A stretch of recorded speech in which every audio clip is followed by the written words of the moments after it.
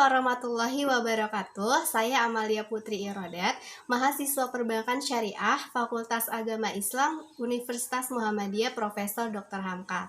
Nah, hari ini saya akan sedikit sharing tentang manajemen risiko operasional. Nah, yang saya akan sharing yang saya akan bahas yaitu tentang pengertian risiko operasional, kategori risiko operasional, dan identifikasi faktor penentu risiko operasional.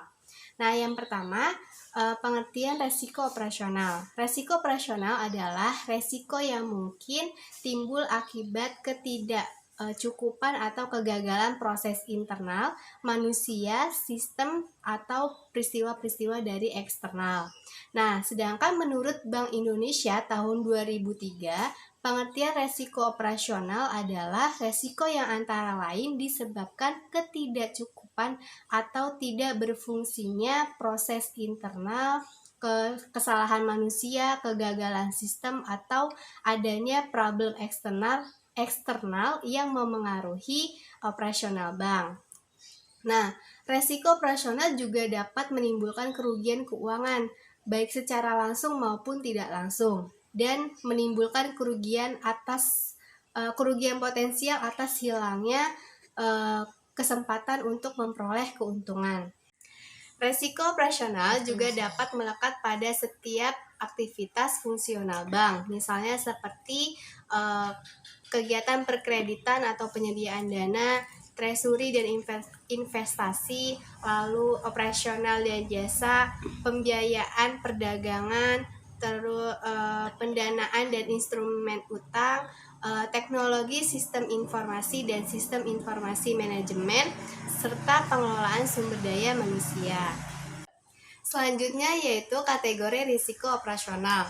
Nah, cara yang sederhana untuk memahami risiko operasional di bank adalah dengan mengelompokkan semua risiko di luar cakupan risiko kredit dan risiko pasar. Nah, risiko operasional dapat dibagi ke dalam beberapa kategori kejadian risiko yang diperkirakan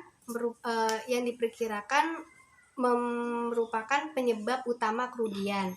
Nah, kategori kejadian risiko tersebut yaitu yang pertama risiko proses internal, risiko kesalahan manusia, risiko sistem, risiko eksternal, dan risiko hukum. Nah, selanjutnya yaitu identifikasi faktor penentu risiko operasional.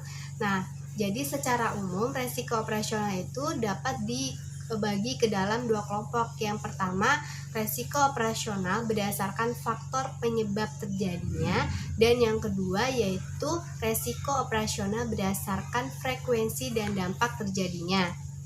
Nah, yang pertama, risiko operasional berdasarkan faktor penyebab terjadinya.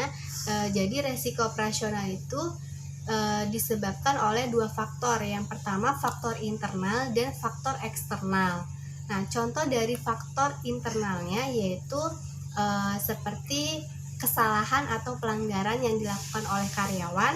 Yang kedua yaitu manipulasi laporan keuangan, lalu pelanggaran aspek legal secara disengaja, kesalahan dalam sistem IT, inovasi produk yang tidak tepat, dan ketidakpatuhan terhadap syariah. Nah, adapun contoh dari faktor eksternalnya yaitu seperti sistem IT yang dihack oleh pihak yang tidak bertanggung jawab, dan adanya perubahan regulasi, lalu bencana alam, dan faktor yang berada di luar manajemen Bank Islam. Yang kedua yaitu resiko operasional berdasarkan frekuensi dan dampak terjadinya. Nah, jadi ada resiko yang frekuensinya itu sering namun dampak terjadinya itu rendah. Misalnya seperti kesalahan dalam transaksi, kurang lengkapnya data isian pada boring penarikan, setoran, maupun transfer. Nah, semuanya itu dapat dicegah melalui pemeriksaan berlapis. Nah, adapun resiko yang frekuensinya itu rendah namun bisa menimbulkan dampak yang sangat besar, misalnya seperti bencana alam. Nah, itu bisa dikelola dengan membagi resiko tersebut dengan perusahaan takaful. Nah, ada juga resiko dengan frekuensi yang frekuensi kejadian rendah dan dampak terjadinya masih bisa ditoleransi, dapat dikelola dengan proses kontrol yang memadai. Misalnya itu resiko peminjaman uang intraday ilegal oleh teller. Nah, jadi jika resiko yang kemungkinan frekuensinya terjadi tinggi, nah bisa menimbulkan kerugian yang sangat besar bagi bank, dapat mengacaukan bank, itu sudah sepatutnya dicegah dan disupervisi yang ketat. Jadi teman-teman, resiko operasional ini merupakan resiko yang umumnya bersumber dari masalah internal perusahaan, di mana resiko ini terjadi disebabkan oleh lemahnya sistem kontrol manajemen yang dilakukan oleh pihak internal perusahaan. Nah, mungkin itu saja yang bisa saya sharing.